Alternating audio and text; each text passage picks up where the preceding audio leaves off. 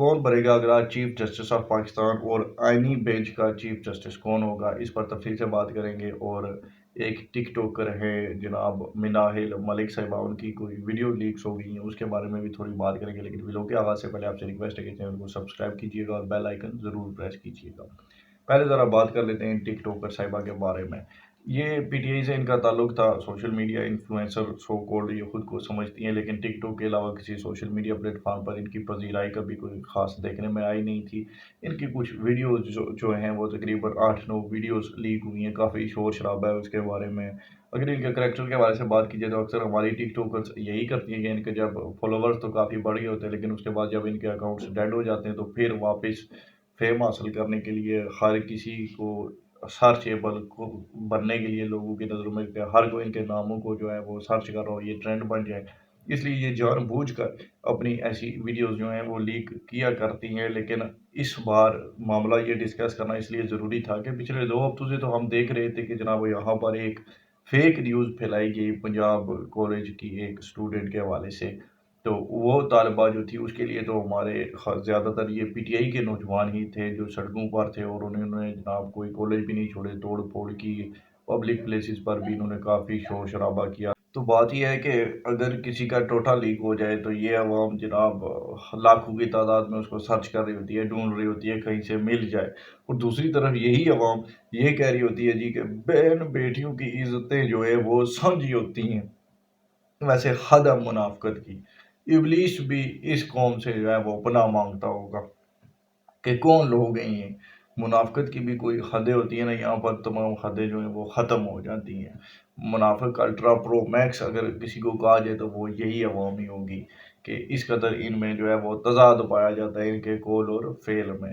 तो ख़ैर ये जो टिकटॉकर साहिबा थी, मैं कोई उनके लिए कोई इतना कोई उदास नहीं हुई, या ऐसा नहीं है कि मैं ये कह रहा हूँ कि उनके लिए भी किसी को कोई आवाज़ उठानी चाहिए या ज़्यादती हो गई है।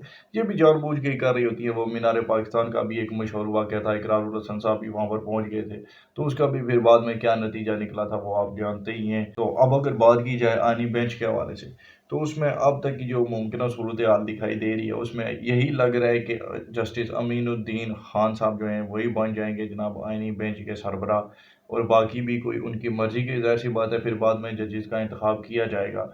और अगर दूसरी तरफ देखा जाए सुप्रीम कोर्ट की तरफ, तो वहाँ पर पहले तो बहुत जो है वो बातें बहुत चल रही है कि मंसूर अली शाह साहब भी बन ही सकते हैं। उनके हवाले से पीपल्स पार्टी को भी कोई कोई ख़ास गिला शिकवा नहीं है उनसे, और जेयूवाईएफ को तो बिल्कुल भी नहीं है।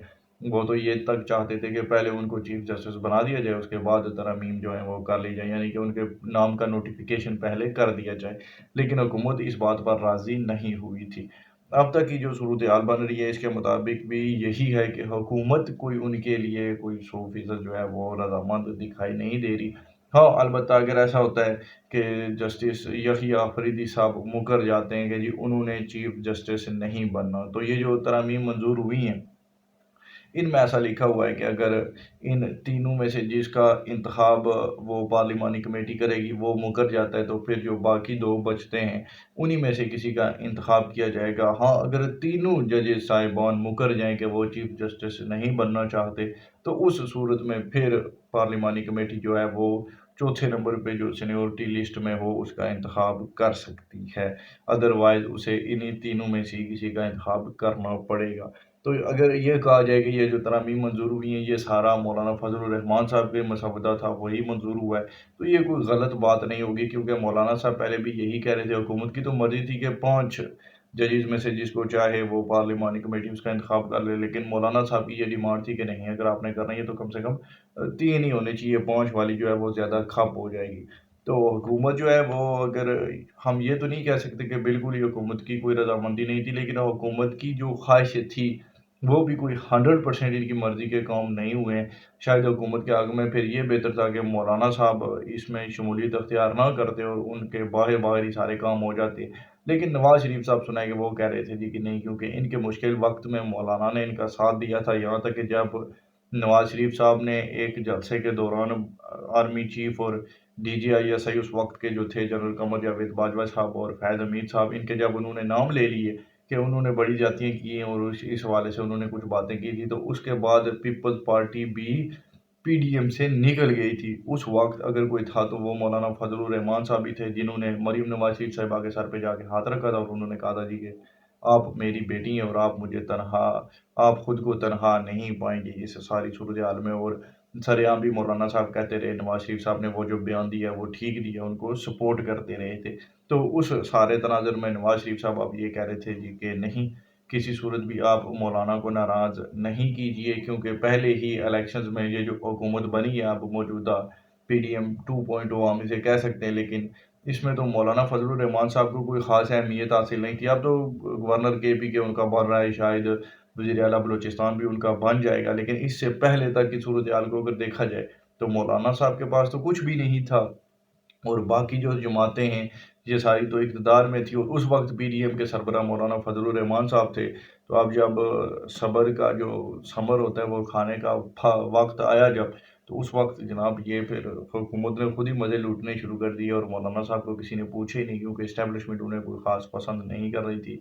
तो हो सकता है कि ये बात जो है इसमें कुछ ज़्यादा ही सदाकत लगती है कि नवाज़ शरीफ साहब जो है वो अब मौलाना साहब को कुछ पे बैक करने के सोच रहे हैं और इसीलिए उन्होंने उनकी शमूलियत को जो है वो लाज़मी करार दिया, ताकि मौलाना साहब को भी कुछ बेनिफिट्स मौजूदा गवर्नमेंट से मिल सकें।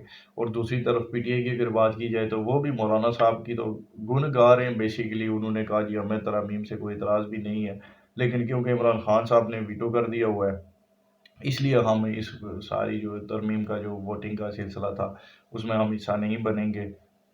बाकी ये है कि आज जो पार्लिमानी कमेटी जो बनी थी जिसने ये फैसला करना था कि जज कौन बनेगा, उसमें भी जो बैरिस्टर गौर साहब हैं और एक और भी इनके साथ थे, वो दो हज़रात तो ग़ालिबन ऐसे ही हैं कि जो कह रहे थे कि हमें उसमें शमूलियत अख्तियार करनी चाहिए। लेकिन पीटीआई के अंदर ही झगड़ा हुआ और बाकी लोगों ने इनको कोई गालियाँ-शालियाँ भी सुनाई दी हैं और उन्होंने कहा जी कि नहीं, हम किसी सूरत इस कार्रवाई का हिस्सा नहीं बनेंगे। और अब पीटीआई के अंदर भी जो है वो काफ़ी टूट-फूट का शिकार हो चुकी है पीटीआई। दिख रहा है कि इनमें दरारें जो हैं वो बड़ी वाज़िया होती जा रही हैं। तो मौलाना साहब को ये भी क्रेडिट जाता है कि जिस पीटीआई को एस्टेब्लिशमेंट इस तरह से नहीं तोड़ पाई थी, मौलाना साहब ने कोई ऐसा दाना डाला है कि अब वो तमाम जो लोग हैं वो आपस में गुत्थम-गुत्ता होते हुए दिखाई दे रहे हैं। बाकी इत्तलात ये भी हैं कि आने वाले दिनों में शायद शाह महमूद कुरैशी साहब की क़यादत में पीटीआई का एक बड़ा तगड़ा ग्रुप बनेगा, जो कि फिर एमक्यूएम लंदन और एमक्यूएम पाकिस्तान वाली सूरत हाल हो जाएगी। और शायद पीटीआई लंदन तो नहीं होगी, लेकिन अमेरिका ज़रूर हो सकती है, क्योंकि इनको अगर बैरून मुल्क से कोई सबसे ज़्यादा कहीं से ये अगर इस पार्टी को कोई चला रहा है तो वो अमेरिका से चलाई जा रही है। शहबाज गिल साहब भी वहीं पर ही बैठे हुए हैं, जो कि फेक आईडीज़ बनाकर तो एक्स अकाउंट के ऊपर जो है वो एक्स प्लेटफॉर्म पर काफ़ी लोगों को जो है वो बदतमीज़ी भी करते हैं, बहुत सारी और भी बातें करते रहते हैं। और यहाँ पर तो जब थे तो सख्तियाँ वो झेल नहीं पाए थे, लेकिन अब पीटीआई के जो बड़े ठेकेदार हैं उनमें उनका भी नाम आता है। तो खैर अब तक के लिए इतना ही था जी, मिलते हैं अगले व्लॉग्स में।